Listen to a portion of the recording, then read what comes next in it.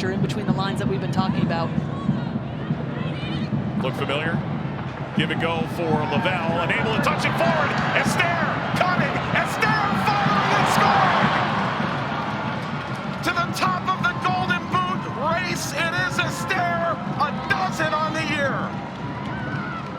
But it's just this like one-time pass initially. Once it comes back in to Roosevelt, there she is, waits for the space to open up, and then to be able to play off of Riccio and then Esther in a higher position. Poor defensively from the Orlando Pride. They'll be upset with themselves in this moment because they've got loads of players inside the 18-yard box to defend this play, but it's just about Esther in this moment, calming herself, composing herself, and nothing that Morehouse can do in that moment. And wouldn't you know it, Rose Lavelle's first assist of the season. It is a dozen for Esther. It is Gotham ahead tonight in Orlando. Reel for Lavelle. Lavelle slicing back. Chase kept it. And now hit from distance. Jalen Howell! How about that?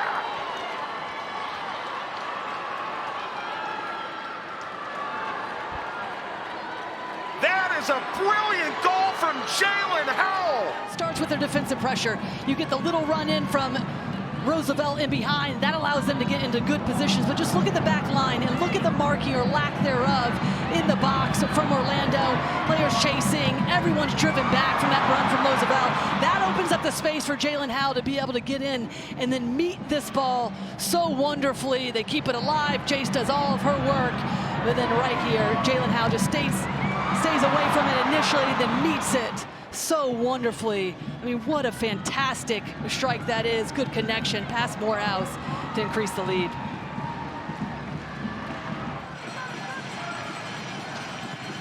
Off the corner.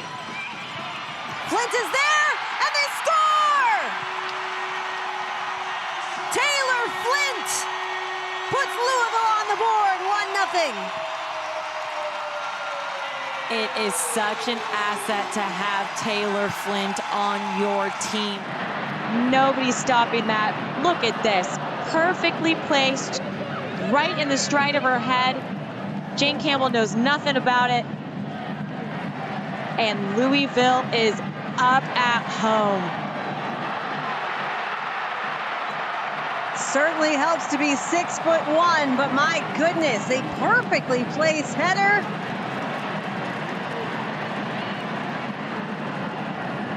The reaction says it all. Taylor Flint with her 4th goal of the season. Looks like they'll add 5 minutes of stoppage time to this match. Here's Ryan. Into the corner for Dulion, left all alone. Dulion makes a move, takes the shot, and scores! Late goal for the Houston Dash, and we are level at 1. Finds her winger out to the right, does all the work by herself, receives the ball, she's patient, she's waiting for a window, she's chopping, quick steps, just gets those legs open as she shifts the ball and slides it through to the back post. Dooley on with the equalizer. Amazing work from her. It's her first NWSL goal, and it could not have come at a bigger moment. No Sophia Smith this year. She has become one of their key players in the attack. Monahan over Reyes. Paige Monahan shoots, and she scores! Paige Monahan! A crowd silencing goal, and the drought is over for Utah. What a moment for Monahan, and there's 2 players stretching. Solorzano comes and checks in, but this is elite from Monahan. The calm confidence to just say, all right, I'll sombrero you, Reina Reyes, right up and over your head. I'll take the space in behind. And then it looked almost too easy with the pass because of the positioning of Arnold. She gets herself caught, can't dive from where Monahan is. Maybe she could have come off her line. But what a direct play from Utah. One pass, brilliance minutes left. A lot to play for both of these squads. St. George in transition. Alone with Sam Hyatt. Bianca St. George moves it to her right, shoots. Arnold on the rebound, second chance Tanaka. Arnold another save, KK Ream off the post and in! Utah with goal number 2 at Providence Park. And it's the 16-year-old KK Ream. Great transition here from Utah, and it's all at the feet of Bianca St. George, and she goes straight at Sam Hyatt, something this team has been working on. 1v1 situations, being aggressive. First shot save, second shot save, third shot digs off the far post. And the 16-year-old with her first NWSL goal, and it's at a historic stadium and a historic win for this Utah Royals team. What a moment for her. To touch. Fleming. Looking for Mackenzie. Dufour shoots and scores! Julie Dufour, welcome to Portland. And it's a 1-goal game in stoppage time. Fleming sends this in, and as this comes out, Dufour gets her footwork right. A couple of short little steps so she can go full volley on this right foot.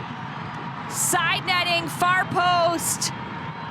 Celebrating in front of her new fans, but McGlynn is disappointed. Stadium. Rodriguez near post, stretching for it. It's off the post from Wheeler. And cleared out by North Carolina.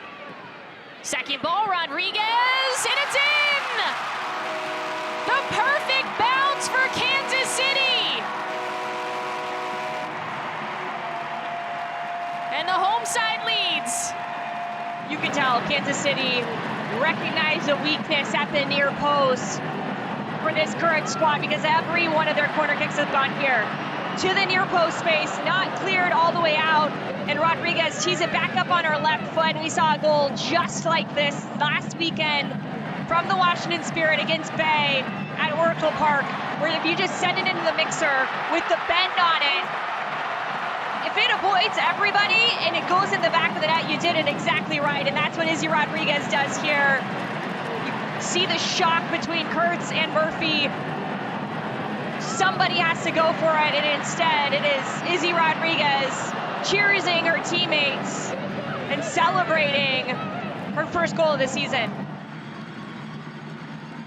Levanta, yes!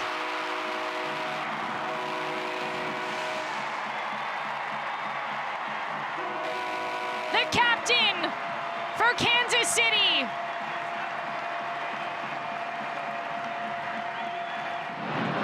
She didn't look like a ton of contact, but Levanta doesn't care.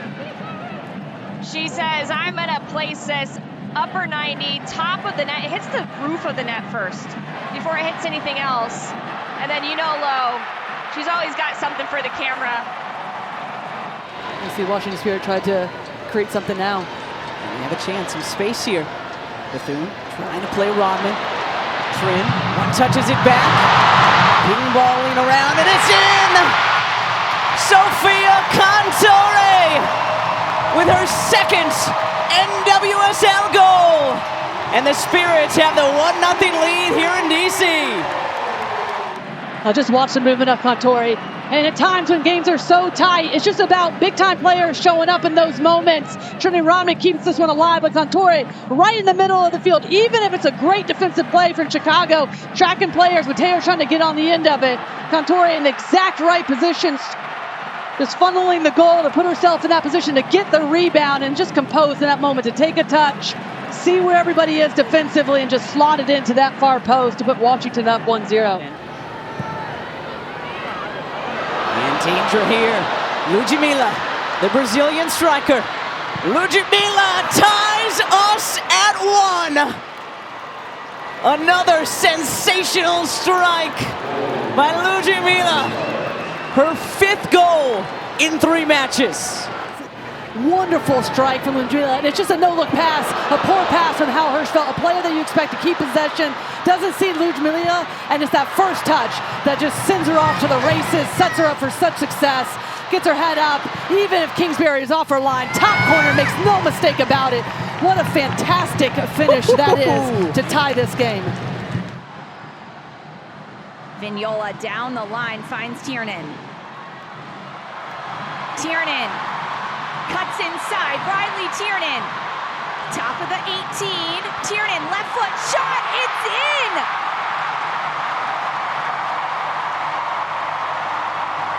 Riley Tiernan with her club-leading 8th goal for the rookie. Such resilience from the young rookie. It's exactly that mentality that Alex Strauss talked about, having that fight. You see the straight ball down the line from Vignola, and just look, Kelly Hovey jumps in, and Riley Tiernan has a great touch around her, cuts inside the 18. She has Kennedy Fuller at the top. She decides, you know what, I'm going to go myself. I love that confidence of her, puts it on her left, and hits it so sweet to that far corner. But just look at all of the defenders that Riley Tiernan attracts and is still able to find just that pocket of space and the composure to ultimately put it away. Riley Tiernan's first goal since the summer break. It's been a 5-game drought, and the rookie said back at home, I'll give my team the 1-0 lead with this banger. A lot of defensive structure to what he's looking to do out of the back. Coming off her first goal for Bay last week. Kundananji slips it through.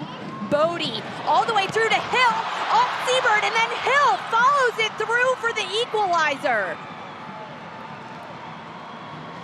Rachel Hill with her 2nd goal gives Bay a 1-goal against Angel City to draw it level. They're far too expansive. Kundananji, the hold-up play, this is what Albertine wanted to see. And then Tess Bodie with that beautiful ball across, and a great initial save from Seabird, but Hill following it up, ultimately just taps it away. But you can see how open Hill is. The defensive structure for Angel City is so poor on that far side.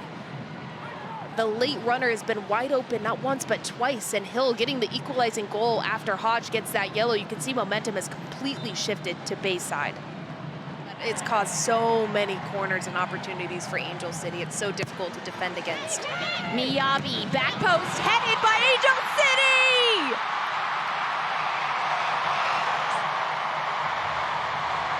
Noose with her first NWSL goal gives Angel City a 2-1 lead.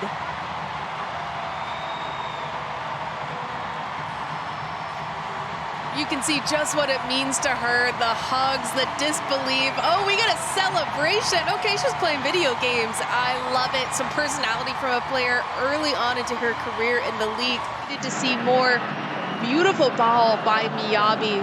And it's Noose who just challenges over Lima, a player who's taller than her, gets the better of her, times it well, and far post over Silkowitz. Such a good finish from the newcomer into the NWSL.